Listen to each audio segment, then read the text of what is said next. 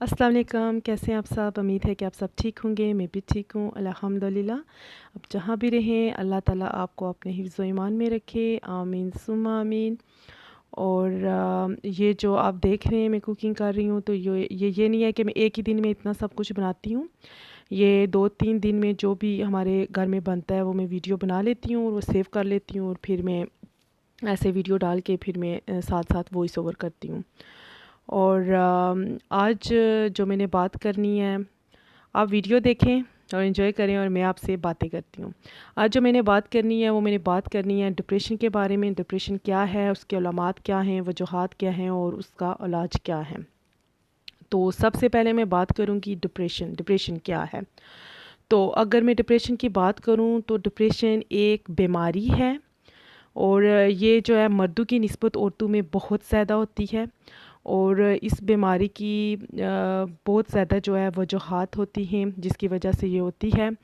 और दुनिया में, पूरी दुनिया में इस टाइम जो डिप्रेशन है ये सब बीमारियों में से दूसरे नंबर पर है। और अब मैं चलती हूँ इसकी वजूहात की तरफ। क्या वजह है जिसकी वजह से डिप्रेशन होता है? अगर मैं वजूहात की बात करूँ तो डिप्रेशन की मुख्तलिफ़ वजूहात होती हैं। फ़ॉर एग्ज़ाम्पल कि अगर आपकी फ़ैमिली में कोई आपका अपना जब इस दुनिया से चला जाता है, जिसके साथ आपकी बहुत ज़्यादा अटैचमेंट होती है, वो जब इस दुनिया से चला जाता है तो उस टाइम ही आपको डिप्रेशन हो सकता है। और दूसरी जो वजह है वो आपके अकेलेपन की वजह से भी हो सकता है, जैसे कि आप अगर अकेले रहते हो, आपसे कोई बात करने वाला नहीं होता, या आप अपनी बात किसी से शेयर नहीं करते हो, यानी कि आपकी कोई फ्रेंड्स वगैरह ना हो या कुछ भी, तो अकेले हो, तो अकेले होने की वजह से भी ये डिप्रेशन हो सकता है। और तीसरी वजह जो है इसकी वो ये है कि डिप्रेशन जो है क्यों होता है कि आपकी जो क़ुव्वत मदाफ़त होती है वो जब आपके अंदर ख़त्म हो जाती है तो उस टाइम भी आपको डिप्रेशन होता है। और अब आप ये सोच रहे होंगे कि क़ुव्वत मदाफ़त क्या है, तो मैं आपको ये बताती चलूँ कि क़ुव्वत मदाफ़त जो होती है वो हर इंसान के अंदर जो है फ़ितरी तौर पे अल्लाह ताला ने एक बर्दाश्त करने की ताकत रखी होती है, ठीक है। तो उसे कहते हैं क़ुव्वत मदाफ़त। तो वो जब इंसान के अंदर ख़त्म हो जाती है तो उसका जो कॉन्फिडेंस लेवल है वो भी लो हो जाएगा, तो उसकी वजह से जो है इंसान को डिप्रेशन हो जाती है। और अब मैं अगर ये बात करूँ कि वो क्यों ख़त्म होती है और कैसे। फ़ॉर एग्ज़ाम्पल कि अगर एक कोई लड़की है या लड़का है, कोई भी है, तो उसे अगर कोई बंदा जो है एक उधर से आके कुछ सुना देगा, दूसरा उधर से कुछ ना कुछ सुना देगा, मतलब पूरा दिन वो घर का काम भी करती है, बच्चे भी संभालती है, सब कुछ करती है, लेकिन फिर भी उसे कोई ना कोई बात सुना देता है, तो वो क्या करेगी कि वो अपने बच्चों की खातिर, अपने घर को बचाने की खातिर, अपने माँ बाप की फैमिली जो इज़्ज़त है उसकी खातिर वो चुप रहेगी और उस चीज़ को अपने अंदर बर्दाश्त करने की कोशिश करेगी, ठीक है। वो बर्दाश्त करती रहेगी, एक वक्त ऐसा आएगा कि उसके अंदर जो बर्दाश्त करने की ताकत होगी वो हो जाएगी ख़त्म। और जब वो ताकत ख़त्म हो जाएगी, जिसे हम क़ुव्वत मदाफ़त कहते हैं उर्दू में, वो जब ख़त्म हो जाएगी तो वो डीप डिप्रेशन में चली जाएगी, और तब तक बहुत देर हो चुकी होगी। तो फ़ॉर एग्ज़ाम्पल के अगर आप ज़ाहिर बात है हम इंसान हैं ना यार, कितना बर्दाश्त करे इंसान। अगर आप एक जग लेते हो, उसमें पानी डालते हो और उस जग को आप पानी से भर देते हो, ठीक है, जितनी भी स्पेस होती है, और जब वो जग भर जाता है पानी से, उसके अंदर आप और ऐड करोगे। जब उसके अंदर आप और ऐड करोगे तो क्या होगा? ये होगा कि वो जो अंदर पानी पड़ा हुआ होगा वो उछल के बाहर गिरना शुरू हो जाएगा, ठीक है। तो क्योंकि वो जगह ख़त्म हो चुकी होगी ना, जितनी जगह थी उतना तो जग भर गया ना। इसे कहते हैं क़ुव्वत मदाश्त, क़ुव्वत बर्दाश्त, ठीक है।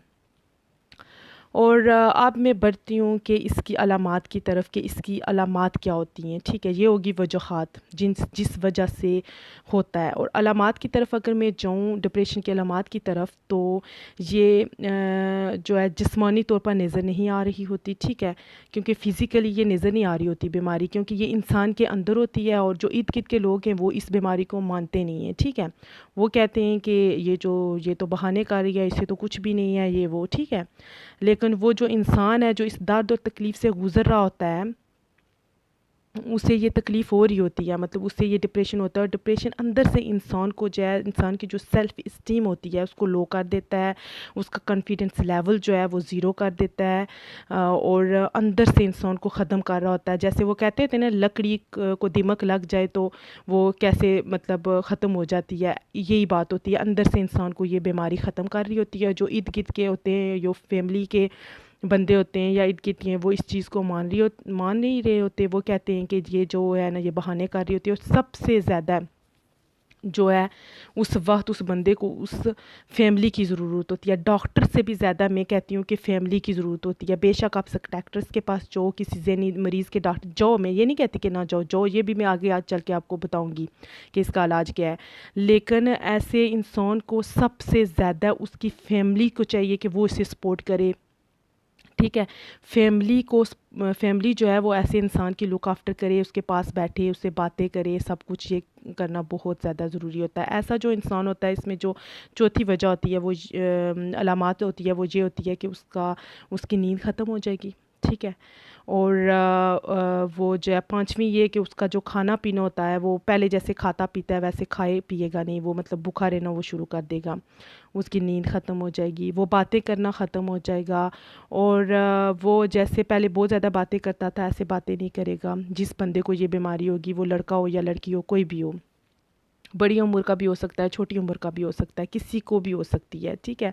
और तीसरी वजह कि अगर आपके घर में कोई पांचवी छठी वजह ये है कि अगर आपके घर में कोई मतलब कोई फंक्शन वगैरह है, मतलब कोई बर्थडे फंक्शन, किसी की शादी है या कुछ भी है, तो पहले वो सबसे आगे आगे होता था, मतलब वो तैयार श्यार हो के फंक्शन में सबसे आगे आगे। इस टाइम वो क्या करेगा, जब उसे डिप्रेशन होगा तो ये भी अलामत होती है कि वो इससे बचना शुरू हो जाएगा, वो लोगों से बचना शुरू हो जाएगा। वो ये सोचेगा कि लोग क्या कहेंगे, इससे क्या हो गया। इस तरह की नेगेटिविटी जो है वो उस इंसान के अंदर बहुत ज़्यादा आ जाती है। क्योंकि पहले वो बेशक कितना भी पॉजिटिव हो मतलब पॉजिटिव उसकी सोच हो, लेकिन उस टाइम जब इसे ये बीमारी हो रही होती है तो ये नेगेटिविटी आ जाती है उसके अंदर। तो मैं यही कहूँगी कि जो भी आपके इर्द गिर्द जो कोई भी ऐसा मरीज़ है, खुदारा उस मरीज़ को, उसकी तकलीफ़ को समझने की आप कोशिश करें, ठीक है। ये नहीं है कि आप ये बोलो कि काफ़ी मैंने देखा है कि मैंने देखा है कि आजकल जो माशरे में एक तो ये बीमारी बहुत फैली हुई है, और दूसरा ये है कि काफ़ी बंदे ऐसे करते हैं जो पार्ट्स ऑफ फैमिली का जो हिस्सा है बंदे, वो ये करेंगे कि ऐसे बंदे को एक कमरे में बंद कर देंगे जी, कि आगे पीछे मोहल्ले में किसी को पता ना चल जाए, सारे बोलेंगे ये पागल है, उसे पागल करार दे दिया जाता है। खुदा के बंदो, वो पागल नहीं है, उसे एक बीमारी है, वो सुन रहा है आपकी बातें, समझ रहा है, उसे सब समझ है, वो पागल नहीं है। सिर्फ उसे ये एक बीमारी है यार, जिसे आप लोगों को समझने की ज़रूरत है। आप लोग क्यों नहीं समझ रहे हो कि डिप्रेशन एक बीमारी है जैसे दूसरी बीमारियां होती हैं। मतलब कि अगर दूसरी बीमारी होती है, फिज़िकली बीमारी होती है, अगर मैं ये बात करूँ मतलब कि अगर आपकी उंगली कट हो जाए तो वहाँ से खून बहना शुरू हो जाएगा, तो बाकी जो घर के बंदे उन्हें नज़र आएगा, हाँ वाकई इसे तो तकलीफ़ है, क्योंकि फ़िज़िकली बीमारी आपको नज़र आ रही होती है, ठीक है। लेकिन जो जहनी बीमारी होती है वो आपको अंदर से ख़त्म कर रही होती है, वो आपको नज़र नहीं आ रही होती, ठीक है, लेकिन वो आपको अंदर से ख़त्म कर रही होती है। तो खुदारा आप मानो कि अगर इर्द गिर्द कोई ऐसा बंदा है तो उसे रूम में बंद ना करो, उस बंदे को अकेला ना छोड़ो, उससे ज़रूरत है आपकी, ठीक है। आप समझो, आप उसे बोलो कि हाँ, आप उसकी हौसला अफजाई करो कि हाँ आप ठीक हो जाओगे जी, आप बिल्कुल ठीक हो जाओगे, ठीक है। ये नहीं है कि आप और नेगेटिव, ऑलरेडी वो बंदा पहले से ही नेगेटिविटी में चला गया है, ठीक है, तो आप उसके ऊपर और नेगेटिविटी बातें शुरू कर दें, तो ऐसे ना करें। और आप मैं चलती हूँ इलाज की तरफ ना। वजूहात भी हो गया, अलामात भी होगी, और अब मैं बात करूँगी इलाज के बारे में। तो अगर हम इलाज के बारे में बात करें तो सबसे पहले प्लीज़ आप उसे एक अच्छे ज़हनी डॉक्टर के पास लेके जाएं, ठीक है। क्योंकि वो डॉक्टर बहुत से उनके पास तरीके होते हैं, वो मेडिसिन से भी इलाज करते हैं, वो आपकी काउंसलिंग के ज़रिए भी आपके मतलब आपसे पूछते हैं। काउंसलिंग मीन ये होता है कि वो 2-3 घंटे आपसे बात करेंगे, वो आपसे बहुत सारी बातें करते हैं, वो आपसे पूछते हैं कि आपको जब ये बीमारी नहीं थी, ये तकलीफ़ नहीं थी, तो आपकी लाइफ कैसे थी, आपकी हॉबीज़ क्या थी, वो सब कुछ पूछेंगे। और फिर आपसे ये भी पूछेंगे कि क्या मेरे पास आने से पहले आप किसी और डॉक्टर के पास गए हो, चेकअप करवाया है या कोई आप मेडिसिन वगैरह लेते हो या कोई टेस्ट वगैरह किया है, ये सब कुछ पूछेंगे। उसके बाद आपके बारे में पूछेंगे कि आपकी शादी हुई है, बच्चे हुए हैं, आपके कितने हैं। उसके बाद आपसे पूछेंगे आपको खाने पीने में क्या पसंद है। वो ऐसे मतलब नॉर्मल रूटीन की बातें करेंगे, मतलब आपके साथ ना, ये काउंसलिंग होती है कि वो आपको बातों में लगाए रखते हैं और बातें कराते हैं, क्योंकि बंदा बिल्कुल चुप हो चुका होता है ना। तो ये ज़रूरी नहीं है कि आप काउंसलिंग ही करवाओ किसी और के। आपके घर में अगर कोई पढ़ा लिखा बंदा है जो सूझबूझ रखता है, जिसे ये इल्म है ये बीमारी क्या होती है और इससे कैसे निकालें इस बंदे को, तो वो भी पास बैठ के आराम से बात कर सकता है ना ऐसे बंदे से। तो उसे उसकी ये तकलीफ़ थोड़ी कम हो सकती है। और उसके बाद नंबर 3 पे ये है कि ऐसे बंदे को जो है ना आप बाहर लेके जाएं फ्रेश एयर में ना। ताज़ा हवा ऐसे बंदे के लिए बहुत ज़रूरी है। और ऐसे मरीज़ को ज़्यादा से ज़्यादा कोशिश करें, खुश रखने की कोशिश करें। और नंबर 4 पे कि ऐसे मरीज़ को अकेला ना छोड़ें, यानी कि कोई ना कोई फैमिली का बंदा ऐसे मरीज़ के पास होना चाहिए, बहुत ज़्यादा ज़रूरी है। वो इस वजह से कि ऐसे बंदे के अंदर नेगेटिविटी बहुत ज़्यादा होती है और वो बंदा हर वक्त ये सोच रहा होता है कि मेरी तो ज़िंदगी ख़त्म हो गई, मेरा तो सब कुछ ही ख़त्म हो गया। और मैं ना, उसका जो है बहुत ज़्यादा जो है 99% उसका दिमाग यही सोच रहा होता है, उसमें दिमाग में यही चल रहा होता है कि मैं ना खुदकुशी कर लूँ, मैं अपने आप को मार लूँ, मेरी ज़िंदगी का तो कोई मकसद ही नहीं है अब जीने का ना।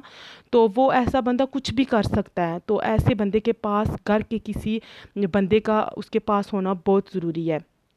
और ऐसे मरीज़ जो है, ऐसे मरीज़ से कोई भी ऐसी बात ना करें जिससे वो परेशान हो जाए, ठीक है। और ऐसे मरीज़ को चाहिए कि वो बावुज़ू रहे, यानी कि उसे खुद तो नहीं, उस वक्त बहुत तकलीफ़ से गुज़र रहा होता है, लेकिन घर का अगर कोई बंदा, जो बड़ा कोई भी बंदा है वो घर का, तो उसे चाहिए कि ऐसे मरीज़ को जो है वुज़ू वगैरह कराए, उसकी सफाई सफाई का ख्याल रखे, उसको उसके पास बैठे, उससे अच्छी अच्छी बातें करे।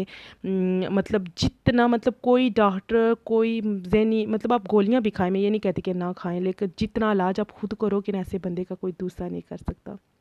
तो अपने और अपने प्यारों का ख्याल रखिए। अल्लाह हाफिज़।